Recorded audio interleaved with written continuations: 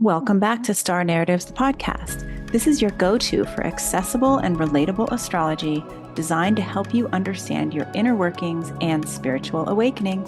I'm your host, Natha Perkins. Hello, everybody. Welcome back. I'm Natha. We are looking at a brand new week. We're going into July 22nd through the 28th. Before I get started, if you're new to this podcast, I'm covering every single sun sign in the first half of every episode of season 5.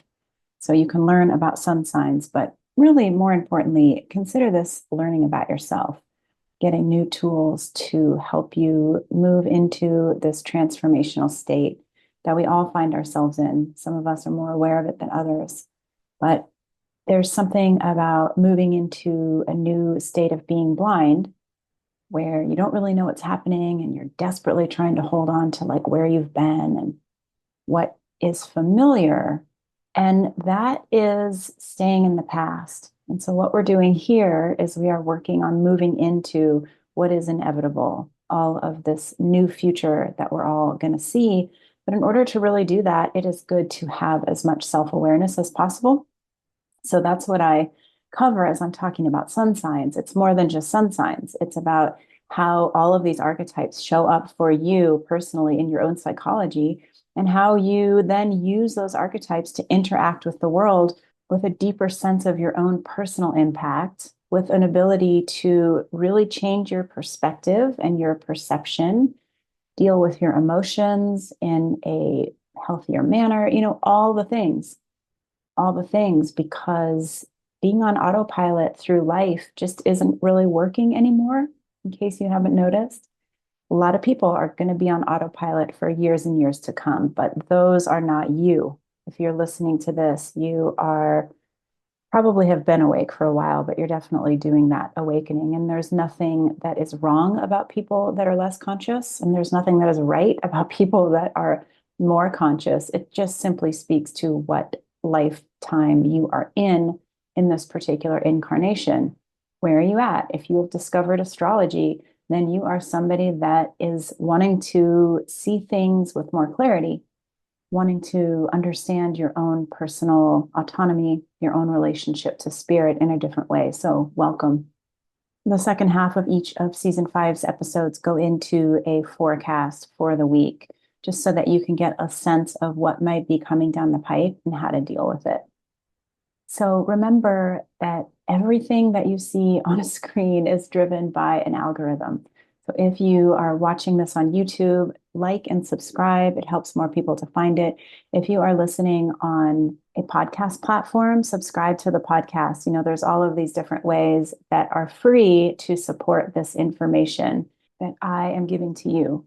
So we look, as Pluto moves into Aquarius, at the symbiotic relationship between ourselves and our community. And we say, how can I create an equal exchange of energy? That's one way that you can give back to this particular flow of energy that I tap into and bring to you, is by boosting the algorithm.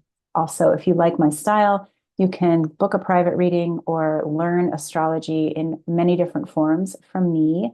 Find me at electraastrology.com, and let's get started. We are finishing up with Cancer season.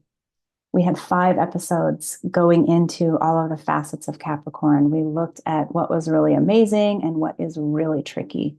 We also looked at the personification of the Cancer archetype, turning it into the queen or the mother. And we looked a lot at how you personally embody the queen and the mother in your own life, and whether you're doing a good job of it. It's always up for question, isn't it? If we're being honest with ourselves, and we're going to talk a lot about honesty with self this month because we're moving into Leo. So we begin our week with the transition from the sign of Cancer into the sign of Leo. So if you have listened to this podcast for the last few months, you know that we hit Gemini and we start talking about the mind and how your mind is so controlling, and how ultimately it's best to be able to get control of your mind, because your thoughts really shape your perception of things, and your perception is everything. One person might love to sit at the beach because they find the waves really relaxing, and another person might detest the beach because they can't stand the feeling of sand all over their bodies. And it is simply a matter of perception. So your thoughts, Gemini, come in and can change everything for good or for evil. And then we talked about Cancer season, and Cancer is the emotions. Same thing with emotions. They are very useful. They bring us a lot of information, but they can get in and totally be toxic, make every situation way worse and way more uncomfortable, and they can bring us down. So we have learned a lot about thoughts and emotions and the power of those things that we can either use to our benefit or they can be a big black hole that we fall into. Now we're moving into Leo season. So Leo is a very different energy. We're leaving the waters of Cancer, the cardinal Cancer ruled by the moon, and we're moving into the fire of Leo, which is fixed and it's ruled by the sun. So I always like to talk about the sun and the moon together because they are the two most obvious bodies in our sky. We always know what the sun and the moon are doing. And the sun and the moon are the two most personal archetypes in the zodiac as they relate to our own psyche. The moon is our emotions, and the sun is who we truly are. When we talked about Aries and Aries season, that is our rising sign, and that talks about how we are perceived by others, how others see us, and then how we, by proxy, see ourselves. But with the sun, we're really deepening into not just how people see us and not how we see ourselves, but who we are, the truth of who we are. And this is a hard concept to grasp because of the ego. And I'm not one of those teachers that's going to talk about the ego and say you have to kill it or you have to shut it down or you have to erase it, because that's not really practical advice. It's not really what we're doing here, because the ego is very valuable. It helps us to organize, helps us to understand the superficial layers of who we are. I was born in Colorado. I have brown eyes. I speak English. So we all have these things, these characteristics about us that do indeed contribute to who we are. They are a part of who we are. But in order to understand the sun, we have to keep going deeper and we have to keep asking questions. Who am I now? We begin with the moon as the mother. It's the mother archetype. So the issues with our sun and our moons as we are born and then grow up is that a lot of our relationship to our emotions and a lot of our relationship to who we are is based on what happened in our childhood. Like I talked about in the last few episodes, we learn about how to manage our emotions by how our mother managed her emotions and then by how she managed our emotions. And if it was dysfunctional or there was no emotional management or we got in trouble for being emotional, blah, blah, blah, then we have to remedy that as we get older. We start off from a place of immaturity and we have to mature. And in order to mature, we have to keep looking at the moon. So we look at the moon in the sky every single night. It's awe-inspiring. Most people are quite taken by the moon. And yet it's this new moon every single night that we're looking at. Oh, here's what it looks like tonight. Oh, here's where it is in the sky tonight. And so we have to do that kind of emotional work on a continual basis as we get older. And the same is true for the sun. The sun relates more to the energy of our father. So you'll be looking this month at your relationship to your father. And I should specify that the sun relates to the version of our father that showed us who we were, ideally from a positive perspective. We say that we really want a good father, a father that can see us, that accepts us for who we are. When we were children, that looked at us in awe and with love and said, "You are so amazing." That's what we all needed. Then we feel that for ourselves. We are set up to be able to see ourselves in that way much more easily than somebody who has an absent father who's never reflecting back to them, or somebody who has a father that is highly critical, that is only reflecting back the parts that he sees to be wrong with the child. So depending on what kind of father you had, it's going to really set you up for a baseline for how you work with your own personal sun and how you work with this archetype. In the same way that we're always looking at the moon, we are also always paying attention to the sun. we have to bring our attention back over and over and over again to this question of who we are.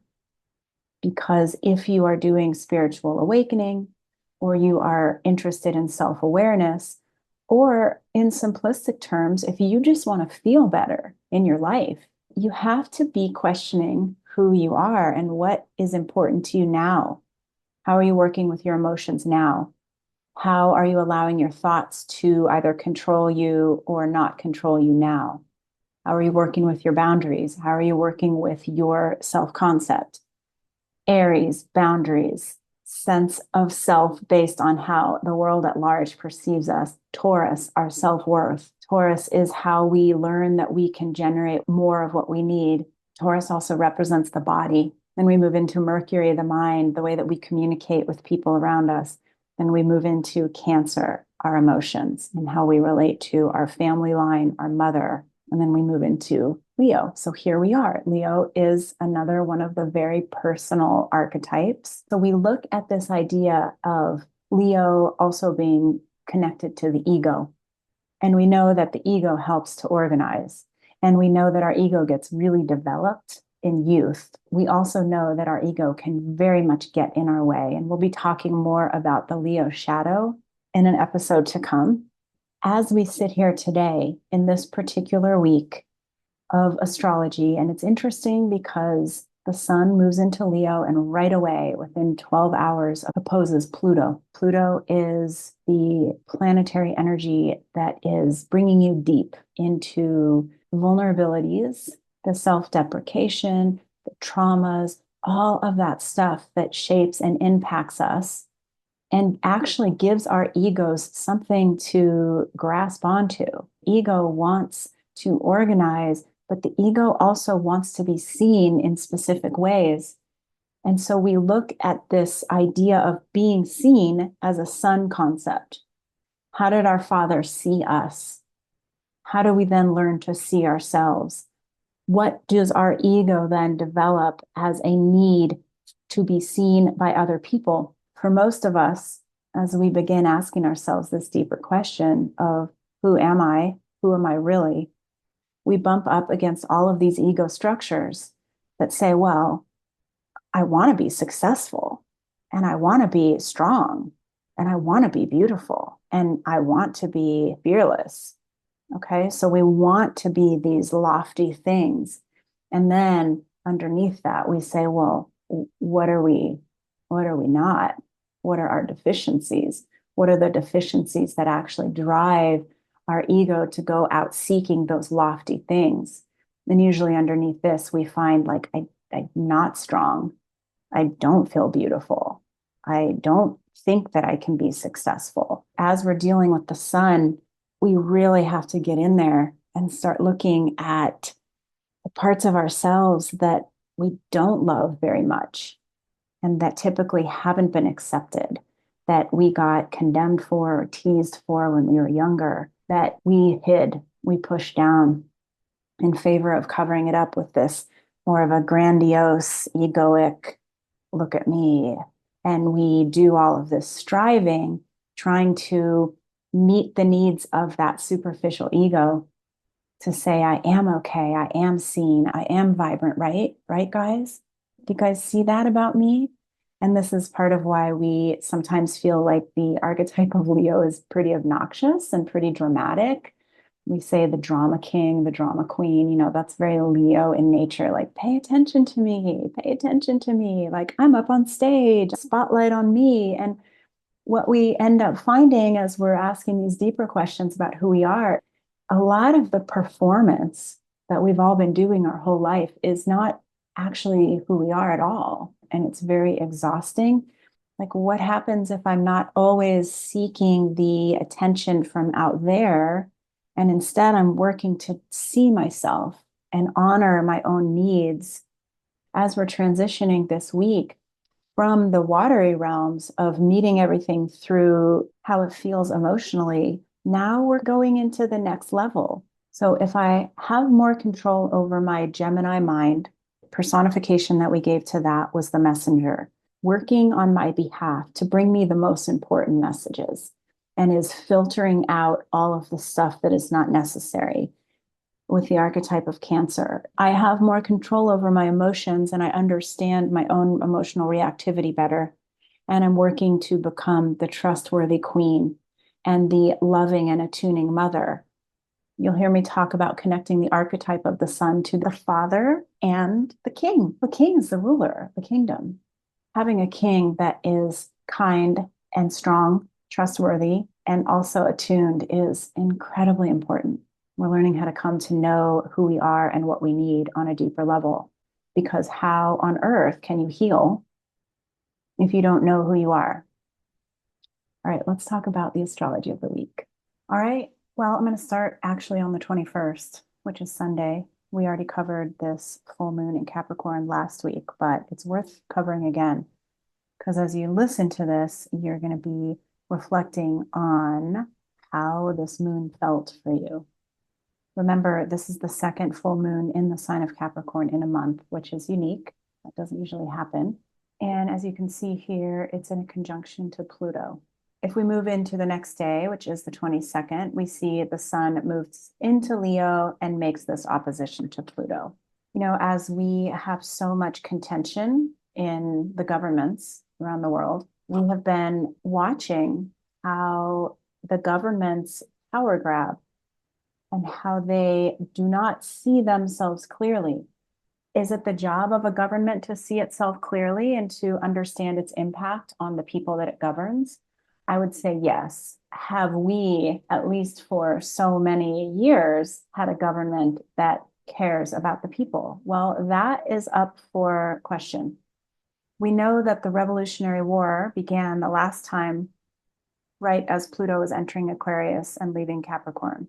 So we know that at least in the United States that we are starting a whole new cycle. And we see some things that are similar to what it was like as the people were taking the power from Britain. So we're looking at this question of power and who holds the power. Do we believe what the people in power have to say? Do we trust what the people in power are telling us to do? And these are really personal questions. Hopefully you have contemplated some of this, especially over the last 4 years since Pluto and Saturn met in their conjunction in Capricorn in 2020.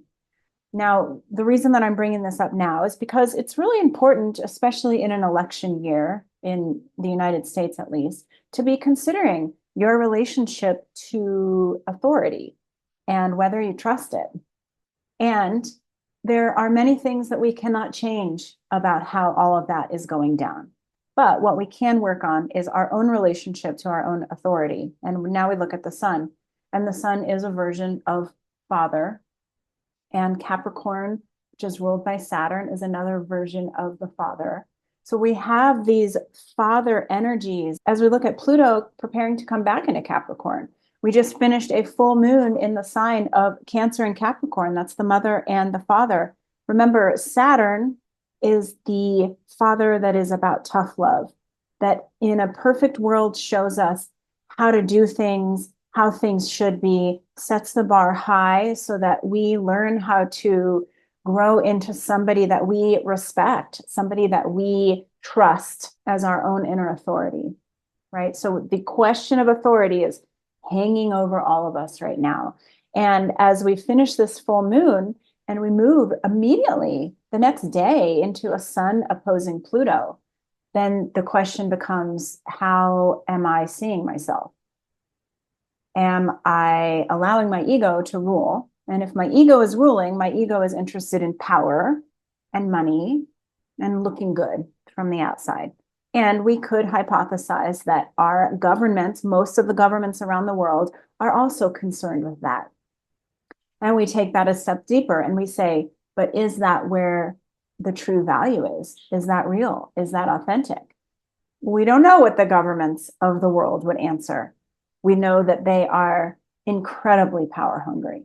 But are we incredibly power hungry? Is our ego incredibly power hungry? And if we find that the answer is yes, does that work? Are there things that need to be changed? Because when you place power and money above all else, What happens to the rightness, the richness of the human experience? What happens to your emotions? What happens to the way that your mind works? What happens to your boundaries, your sense of integrity, your relationships, your sense of being of service in the world? Like, where does all of that go when you place power above anything else? What happens to your ethics? What happens to your principles and your standards? And so these are powerful questions because the change has to begin on a personal level. So this is your opportunity this week to inquire into whether you're running your kingdom in a similar way to what we see out there. We are given a wonderful mirror right now. We see how messed up it is out there. And we say, I'm not going to fight that with the same energy that it already has. So I'm not going to fight the thirst for power by trying to become as powerful as possible myself using my ego. In fact, what we can do, and I think one of the things that Saturn and Neptune are teaching us about, as they are both in the sign of Pisces, is where does our relationship with the higher power come into this? What happens if we let our ego go into the other room and shut the door and take a rest? And instead, we put our focus and our trust in our higher power, that we are guided, that we are given gut instincts, that we are given intuition that shows us what is really valuable and true for us. Because I think most of us would say that the things that are the most important to us are the people that we love, our animals, our beautiful gardens, our health. And none of those fall under the umbrella of power and money. So some food for thought as the sun opposes Pluto in the sign of Leo. On the 23rd, Venus makes a conjunction with Vesta. They're both in the sign of Leo, and Mercury is currently here as well. So we have 4 placements here. Remember, like as a baseline, Leo rules joy and laughter. It rules children. It rules the things that crack us up and the fun that we love to have. Yes, there can be some drama. Yes, there can be some excitement, and we must have courage and bravery in order to really work with this archetype. But as a very baseline, if Venus in Leo says, what's of value here? Well, it's joy and it's creativity and it's laughter. And so, do you have enough of that in your life? Are you prioritizing pleasure? Are you prioritizing the things that make you giggle and that just lighten you up? And Vesta, as a principle of focus that reminds us to keep coming back and tending to the fire of whatever, Vesta is here with a very strong reminder that it's all chaotic. It depends on where you're going to put your attention. You could put your attention on, oh my God, it's all scary. It's all going wrong. This leader and that leader and blah, blah, blah. Where does that bring you? Does that bring you into pleasure? Does that bring you into creativity and a sense of your heart? No, it brings you out of your heart. So this is a reminder that through all of the chaos and really for the next X amount of time, we don't know how long this is all going to last, but there's going to be a lot that's going to try to pull you out of your heart. And this is the reminder that you are in charge of where you're going to put your attention. We know that the mind has quite a hand in whether we are able to access our heart because we have to get through our thoughts. We have to get through the conversations that we have with people. There's a lot that can get in the way of our hearts, including our mind. So we're looking at Mercury here as the ruler of the mind, and Mercury is getting ready to change signs. Mercury moves into the sign of Virgo on July 25th. This is going to be a nice energy because Mercury rules Virgo. Mercury is like, oh, thank God I'm home. Mercury has a knack for getting organized and getting things in a place where they flow. It's like the wheel, it's like the grease for the wheels. So all of these insights, all of this work that you're doing, and half of the battle, more than half of the battle of this work, of this self-awareness and this spiritual awakening work is in remembering to come back to it, to use these tools instead of going on autopilot and being emotionally reactive, losing your boundaries, wanting to fight with people, overthinking, letting your ego run the show. Like all of that is what happens when we are unconscious. So the consciousness requires Virgo things. And Virgo things are schedules and to-do lists and a way of organizing so that things become habit. So this is a great time now to implement in some habit. How am I going to make sure that I remember to come back to my breath? How am I going to make sure that I remember to turn off the overactive mind? How will I make sure that my ego is not over here being power hungry and wanting attention for things that are not authentic? Well, we have to get structured and we have to bring some organization to the table so that we have something that pulls us out of our autopilot and into our task at hand, which is consciousness. Now, the next thing that's a big deal that's happening this week, which I haven't even really talked about, is that Chiron is stationing to go retrograde. There's so much going on. It's hard to keep track of everything, but we see here that Chiron at 23 degrees is stationing. So this entire week, this happens on the 26th, at the end of the week on Friday, but know that this entire week, we are all right back into that Chiron energy of feeling like the walking wounded. When we talked about a bunch, when Chiron and the North Node were meeting, we talked about how Chiron in Aries is representing the warrior aspect of you, that part of you that desperately wants to express boundaries, that wants to assert the self, that wants to tune into the gut instinct, that wants to be seen in a certain way. Aries is identity, Leo is identity. So we're back to talking about identity. And yet Chiron is where we are wounded around those things. Like I can't have good boundaries because I will get in trouble if I say no. Or I can't really express myself because I don't really know who I am. Or I don't want to go to war because I don't experience anger, right? I hear that a lot when I talk to people. How do you get angry? Well, I don't really get angry. Okay. Well, if you're somebody that doesn't ever experience anger, that might be something to look at because with the Aries archetype, which we all have in our chart, and the North Node going through Aries right now, we are really looking at our relationship to anger. And Chiron going retrograde is going to help you do that. It's going to help you really get tuned in to how you are responding to the things that irritate you, that you want to have a better boundary about, and ideally how to feel comfortable enough to have the boundaries.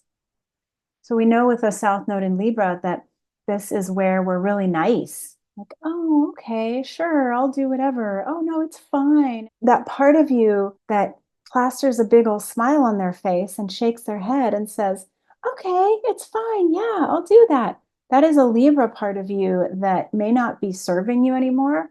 And we are looking to get rid of that. But in order to get rid of that and really stand up and say, you'll know when I want to do something because I'm going to be honest about it. When I'm psyched to move in and meet your needs, it's going to come from a place that's real, not from a place of obligation. But how do we get there? How do we possibly get to a place where we're not so concerned about upsetting people? Well, we work with the Chiron, and Chiron is where we have to heal. So the places in your life where you got in trouble for saying no, the people who have blown you off and ignored you and didn't see you, the people that were projecting their own stuff on top of you and couldn't see past who they thought you were. All of this is that Chiron archetype.